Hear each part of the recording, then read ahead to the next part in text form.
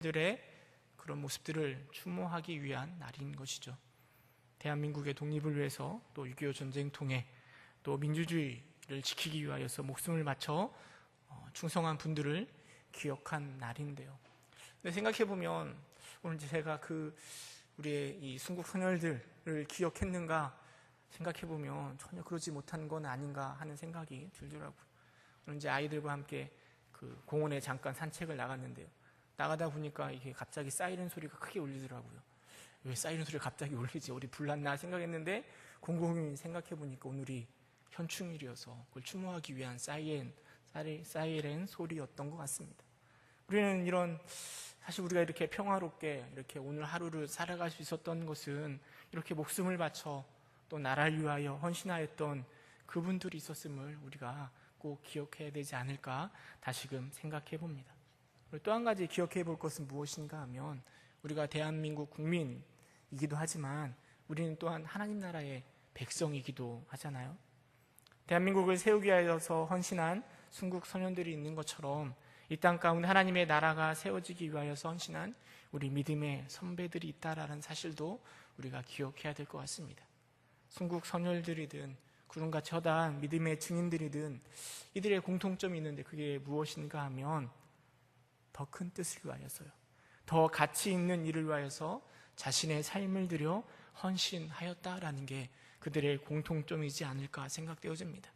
나라를 위하여 목숨을 바치고 지킨 사람들, 또 복음을 위하여 그 복음을 전하기 위하여 또 온갖 고난 속에서도 복음을 전한 그들의 모습들을 생각해 보면서요, 나만 위해서 또 나를 위해서 살아가는 우리가 더 넓게 또 더 귀한 가치가 무엇인가 생각해보고 헌신하고 또 사랑하는 마음을 품을 수 있기를 주님의 이름으로 축원합니다. 특별히 이제 6월 한 달 수요 예배 기간에는 엘리야의 이야기를 통하여서 함께 말씀을 나누고자 합니다. 엘리야의 그가 가지고 있었던 그 신앙의 믿음의 깊이를 생각해 보면서 은혜를 함께 나누어 보고자 하는데요. 오늘은 특별히 엘리야의 소명에 대해서 함께 생각해 보고 우리가 하나님의 백성으로서 우리는 무엇을 하며 살아가야 될지 우리의 모습을 다시금 점검해 보고자 합니다. 그럼 엘리야가 언제 활동하던 사람인가 하면 북이스라엘의 아합 왕 때 활동하던 선지자입니다. 북이스라엘은 솔로몬 이후에 나라가 남유다와 북이스라엘로 나눠졌는데요. 특별히 10개의 지파가 뭉쳐진 이 북쪽에 있는 나라 북이스라엘을 이야기하고요. 남유다든 북이스라엘이든 둘 다 하나님의 선택받은 백성들입니다. 그런데 남유다는 그곳에 예루살렘도 있고요, 하나님을 섬기는 성전도 있었기 때문에 하나님을 섬기는 것에 굉장히 좋은 조건을 가지고 있었습니다. 그러나 반면에 북이스라엘은 하나님을 계속 믿는다라는 것이 좀 불리한 입장입니다. 왜냐하면 성전도 없고요, 예루살렘도 없고요, 그냥 따로 떨어져 있는 그곳이기 때문에 그런 종교적인 불리함을 극복해보고자 초대왕이었던 여로보암은 어떻게 했는가 하면 금송아지를 베델과 단에 세워서요, 마치 하나님을 섬기는 것처럼 그들을 섬기는 일을 하도록 하는 일들이 그 북이스라엘에 일어난 것이죠.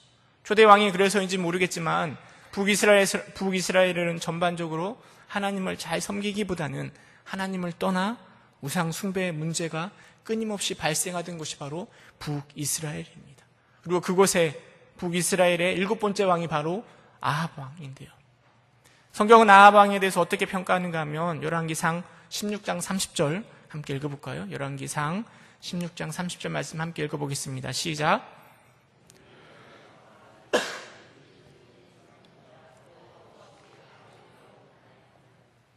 성경은 이 아합에 대해서 뭐라고 평가하고 있는가 하면 그의 이전의 모든 사람보다 여호와 보시기에 악을 더욱 행하여라고 평가하고 있습니다.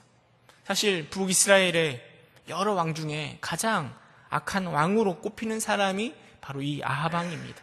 31절에 보면 또 뭐라고 기록하고 있는가 하면 성경은 아합 왕이 여로보암의 죄, 곧 하나님을 떠나려고 하는 그런 죄를 가볍게 생각하고 있었다라고 기록하고 있습니다.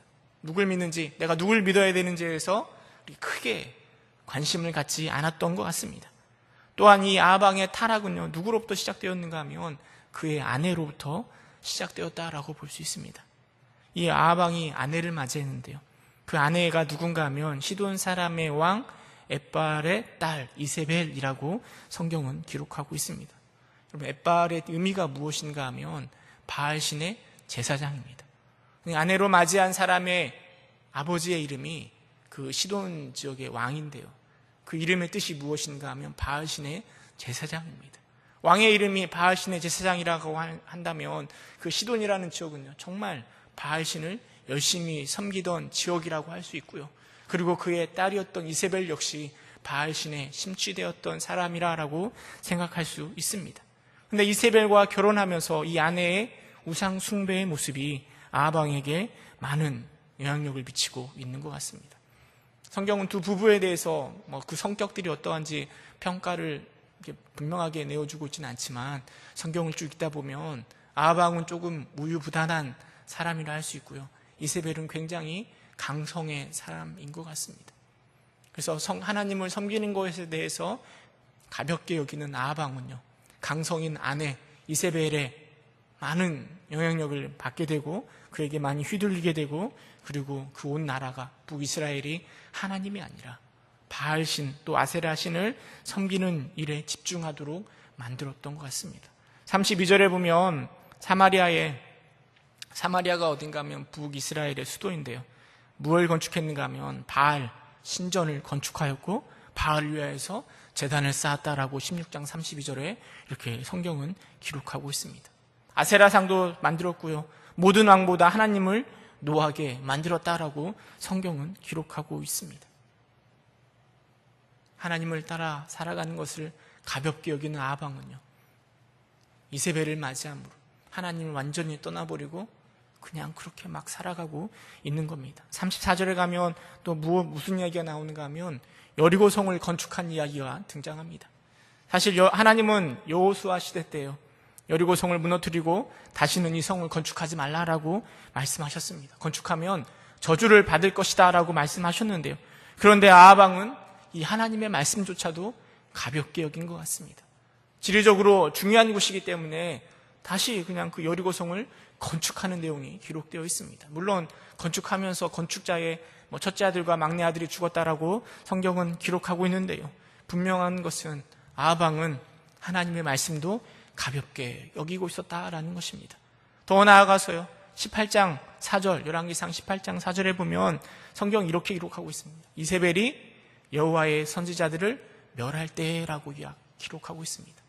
그러니까 이세벨과 아합 왕은요, 자신들만 바알신과 아세라신을 섬기는 것이 아니라 나중에 그 왕의 권력을 가지고요, 하나님을 섬기던 선지자들을 핍박하고 고난을 주고 멸하게 하려고 끊임없이 노력하였던 왕이라고 생각해 볼 수 있다는 거죠. 하나님의 은혜 가운데 세워진 이스라엘 백성들이고요, 그 중에 10개의 지파로 구성된 북이스라엘이지만 이 아합 왕 당시에 하나님을 버리고 바알과 아세라신을 섬기고 그리고 하나님을 섬기려던 자들까지 핍박하던 것으로 변질되어 버린 것입니다.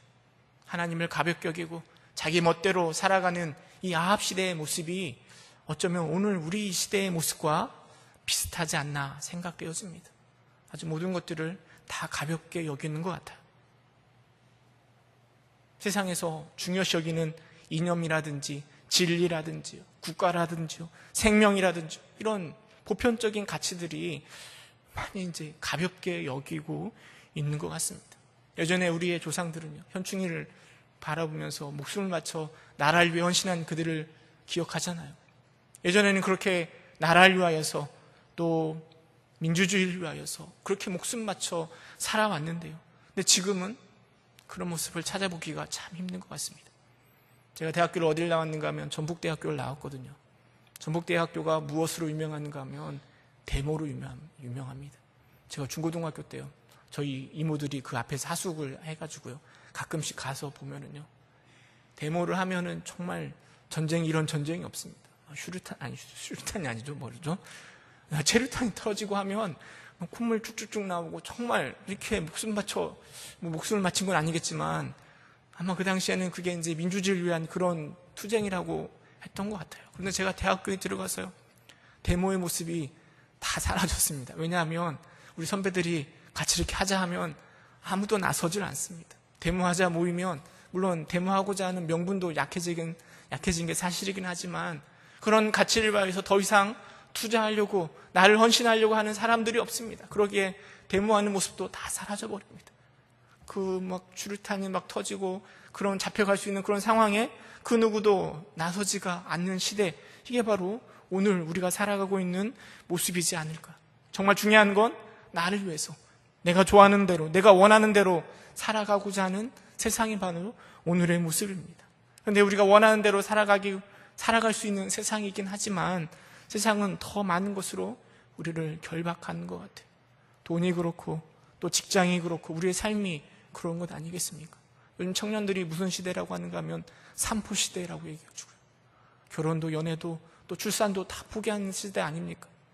모든 것이 다 자유롭지만 물질에 얽매이고 삶에 얽매여서 제대로 할 수 없는, 내 원하는 대로 살아가지 못하는 시대가 우리가 살아가고 있는 시대이고요.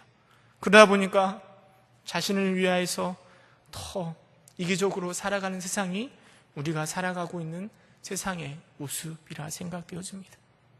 요즘에 뉴스를 봤는데요. 낙태법 폐지에 대한 문제가 사회적인 이슈로 되고 있다라고 이야기를 들었습니다. 청와대 홈페이지에 낙태법 폐지 청원이 일어났고요. 사실 우리나라는 2012년도인가요? 헌재에서 합헌 결정이 났습니다. 이게 낙태법은 특별한 경우를 제외하고는 낙태하는 사람은 다 불법이다 이렇게 말을 해놨는데요. 그것에 대해서 다시 한 번 더 위헌 여부를 따져보자라는 거죠. 여러분, 낙태법의 가장 중요한 핵심 이슈가 무엇인가 하면 아이의 생명권과 여성의 자기 결정권 중에 어떤 게 더 중요한가, 이 문제 아니겠습니까? 물론 낙태법이 가지고 있는 여러 가지 문제점들이 있습니다. 낙태의 책임을 여성에게 묻는다든지요. 아이들을 이렇게 키우는 문제에 있어서 여러 가지 어려움들이 있는 건 사실입니다. 그럼에도 불구하고 이 아이의 생명과 여성의 자기 결정권들이 비교 대상이 될까 하는 생각들을 해보면요, 저는 당연히 아이의 생명이 우선시해야 된다라고 생각되어집니다. 제가 목사이고 기독교인이어서가 아니고요. 그냥 일반적으로 생각해보면 아이의 생명이 더 중요할 것 같은데요. 근데 세상은 그렇게 생각하지 않는 것 같습니다. 낙태법에 대해서 합법적으로 하는 나라가 거의 대부분 선진국들이 다 합헌으로 이렇게 이야기하고 있고요. 최근에 아일랜드에서도 이 낙태법에 관련돼서 국민투표를 했대요. 어디가 이겼을까요? 66%가 낙태법은 합헌이다라는 것에 투표를 해서 그 나라에서도 낙태법이 폐지되었다라고 이야기합니다. 그 당시에 그들의 슬로건이 무엇이었는가 하면 나의 몸, 나의 선택. 그러니까 내 몸이니까 내가 선택할 수 있다. 내가 임신했지만 내 몸이니까 내가 낙태할 수도 있다라는 그 자유를 외치는 거죠. 아마 우리나라도 그런 세상의 추세로 따라갈 것 같습니다. 이게 이제 우리가 살고 있는 세상의 모습인 거죠. 나를 중심으로 살아가고 있는, 나를 위하여서 내 편한 대로, 내가 원하는 대로 살아가고자 하는 모습. 그래서 어떤 중요한 가치보다 나를 먼저 바라보는 이 모습, 그게 바로 우리의 모습이고 그 아하방 시대의 모습이라 생각되어집니다. 하나님께서는요, 그런 북이스라엘에 누구를 보내시는가 하면 엘리야를 보내십니다. 그리고 엘리야를 통하여서 하나님께서 아하방에게 무슨 말씀을 하시는가 하면 열왕기상 17장 1절 말씀 함께 읽어보도록 하겠습니다. 열왕기상 17장 1절 함께 읽겠습니다. 시작.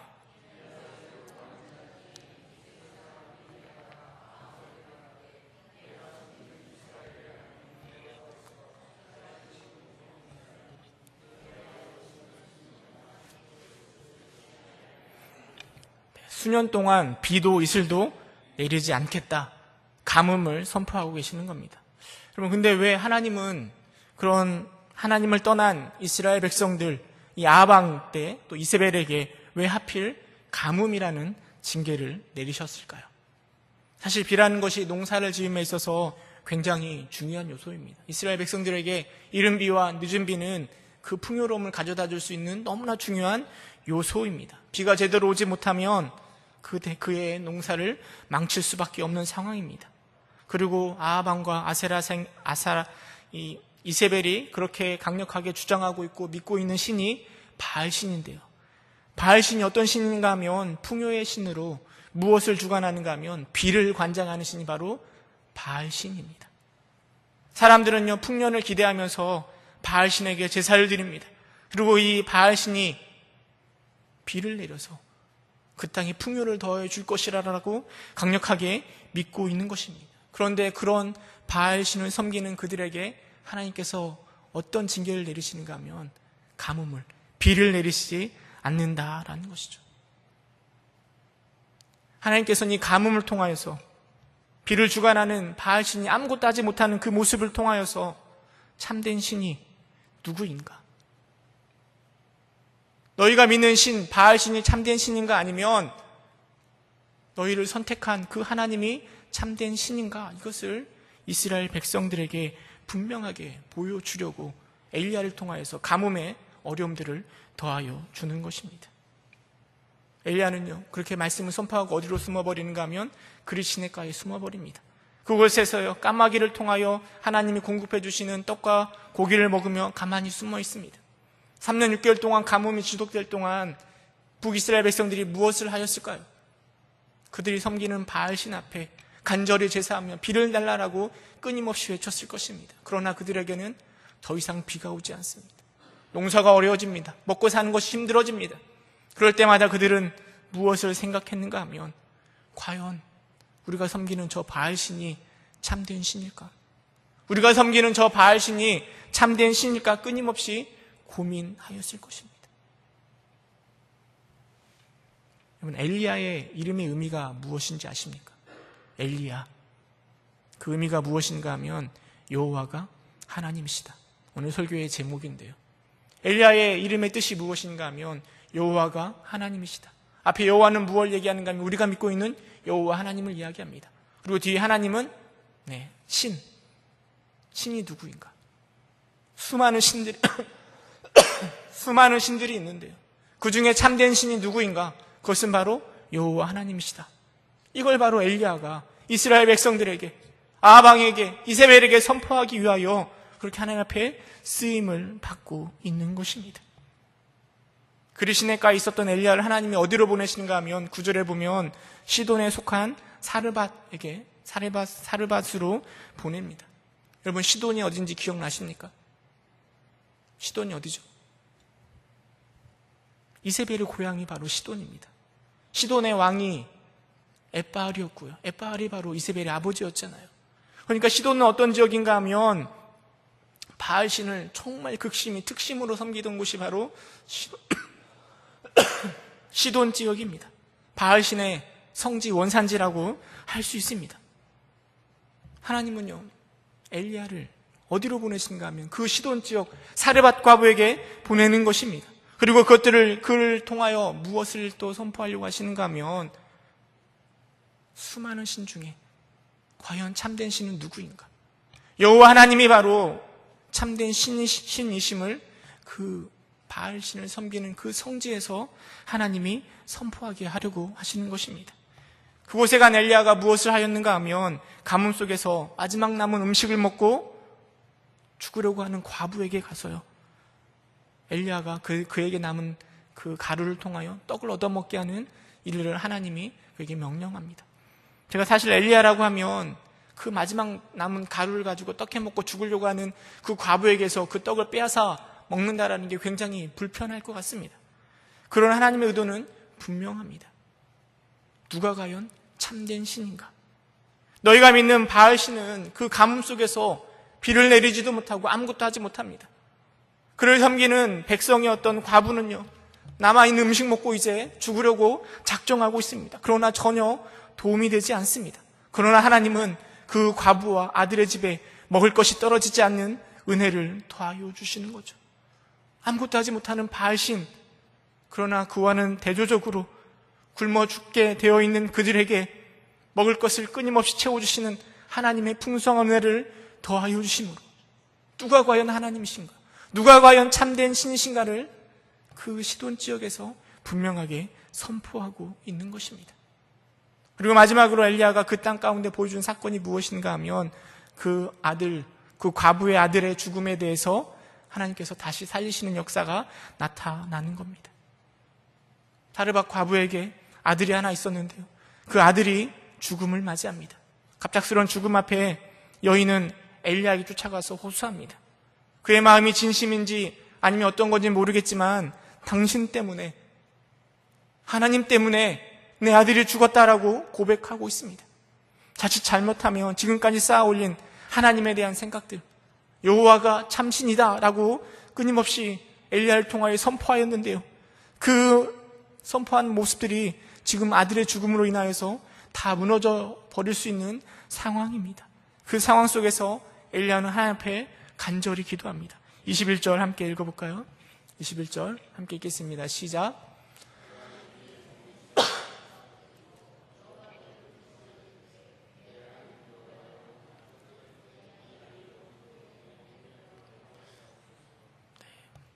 하나님 앞에 간절히 기도하는 그 엘리야의 모습을 통하여 그 아이가 다시 호흡이, 숨이 살아 돌아오는 것입니다. 목숨이 다시 회복되어지는 것이죠. 물론 엘리야 마음 가운데 이런 철렁한 마음이 있었을 겁니다.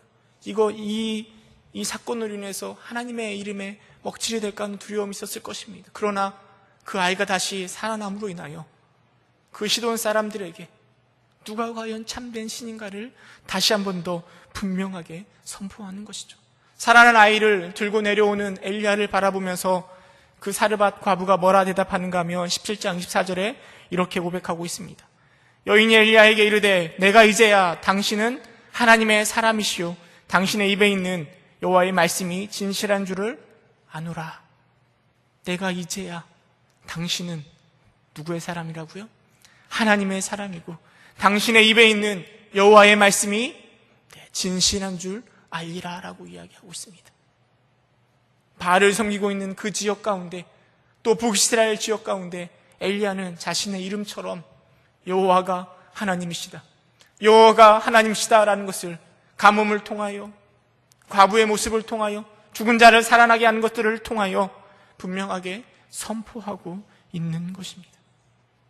여러분, 이 엘리야의 이야기, 엘리야의 소명, 사명, 그를 통하여 우리가 어떤 교훈을 생각해 볼 수 있을까요? 사실 모든 사람에게 주시는 하나님의 소명은 다양한 형태로 나타날 것입니다. 그러나 궁극적으로 그 소명의 목표는 하나라 생각되어집니다. 더 이상 하나님을 믿지 않으려는 세상 가운데, 하나님의 존재를 거부하는 그들 가운데, 가볍게 여기는 이 세상 가운데 우리가 믿는 여호와 하나님이 참된 신이심을 선포하는 것, 이것이야말로 바로 우리가 궁극적으로 가져야 될 소명의 모습이라 생각되어집니다. 이 소명은요, 엘리야처럼 특출난 사람, 아니 믿음이 아주 잘 나가는 위대한 사람만이 이 일을 감당할 수 있는 것이 아니라요, 우리 모두가, 여러분 모두가 바로 이 귀한 사명들을 다 가지고 있다라는 것을 우리가 기억해야 될 것입니다. 마치 현충일에 나라를 사랑하고 헌신하였던 우리 조상들의 신념을 기억하고 우리도 그렇게 살아가기를 다짐하는 것처럼, 우리 역시 이 엘리야를 통하여 이 세상에서 여호와가 하나님이심을 선포하려는 마음의 자세를 갖는 것이 중요하다 생각되어집니다. 이게 바로 소명의식이라 생각되어집니다. 여러분, 이런 소명의식이 우리는 분명해야 됩니다. 우리는 세상 속에 살아가고 있습니다.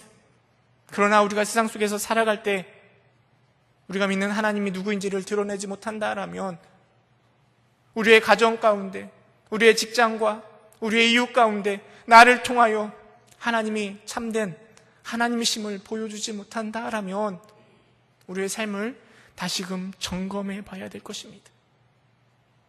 여러분들의 삶은, 여러분들의 행동과 여러분들의 말의 고백과 여러분들의 생각을 통하여서 세상 가운데 우리 하나님이 여호와가 참된 하나님이심을 선포하고 계십니까?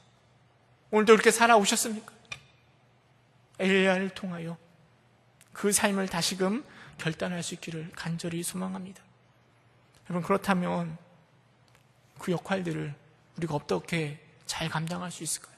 어떻게 하면 엘리야처럼 하나님을 모르는 이 땅 가운데 여호와가 참된 하나님심을 선포할 수 있을까요? 사실 우리에게는 엘리야와 같은 능력이 없습니다. 엘리야처럼 그런 기적들을 일으키지 못합니다. 혹 우리가 잘 나가가지고 가끔 이제 연말에 보면 시상식을 많이 하잖아요. 그래서 어떤 연예인들이 무슨 대상을 받고 딱 앞에 서가지고요, 이 모든 영광을 하나님께 돌려드립니다 하면 참 보는 사람이 기분이 흡족하고 하나님께 영광을 돌리는 듯한 느낌을 받습니다. 우리 박주영 축구선수가 꽁을 딱 넣고 무릎 꿇고 기도할 때 마치 저것 보고 하나님이 영광을 받으시겠지라는 상상을 하기도 합니다. 근데 우리는 그런 능력이 없잖아요. 그런 소감을 발표할 자리도 없고, 사람들에게 인정받는 그런 능력들이 없습니다. 그런데 우리가 그런 하나님의 사명들, 여호와가 하나님이시다라는 그 사명을 어떻게 감당할 수 있을까요? 엘리야를 보면서 제가 생각한 건 무엇인가 하면, 사실 그가 물론 뒤에 보면 여러 가지 갈멜산에서 전투도 보면 여러 가지 능력들을 발휘하고 있지만, 우리 17장에 보면 엘리야의 모습은요, 그냥 철저하게 하나님 앞에 순종의 삶을 살아왔습니다. 가서 가뭄이 온다고 말하라 하니까 가서 그렇게 했고요. 그리시네가에 있으라고 하니까 거기에 가서 가만히 있으면서 하나님 주시는 떡과 고기를 먹으면서 그것을 이렇게 순종하였습니다. 시돈으로 가라고 할 때 그냥 그렇게 순종해서 갔고요. 그리고 하나님 앞에 간절히 기도함으로 은혜를 누렸습니다. 사실 우리가 할 수 있는 게 그런 것 아니겠습니까? 우리가 특출나서요, 사람들 앞에 인정받고, 그리고 사람들이 나를 쳐다볼 때 하나님을 믿으십시오라고 고백하는 것이 아니라요, 평범하게 우리의 삶 가운데 하나님의 뜻대로 열심히 살아갈 때 그 모습을 바라보면서 세상 사람들이 우리를 바라보면서 우리의 삶을 통하여 하나님이 여호와이심을, 여호와가 하나님이심을 증거하는 것 아닐까 생각해 보게 됩니다. 사실 이 세상 가운데 하나님의 말씀대로 살아가는 것이 보통 쉬운 일이 아닙니다. 때로는 어리석어 보이기도 합니다. 왜냐하면 세상의 추구는 언제나 성공과 번영이기 때문입니다. 세상은 늘 성공하기를 기대하고 있고 번영하기를 기대합니다. 만약에 우리가 성공하고 번영한다면 세상 사람들 앞에 하나님을 믿으십시오 하는 것들이 조금 능력이 있어 보일지도 모릅니다. 그러나 여러분, 성공과 번영을 추구하는 이 세상의 방식이요, 긍정적인 느낌을 주는 것이 사실이지만, 그러나 이것은 돈과 명예를 집중하게 하고요, 그것들을 추구하게 만드는 게 우리의 삶의 모습입니다. 성공하지 못하면, 명예를 갖지 못하면 낙담할 수밖에 없는 게 이 세상의 모습이라니까요.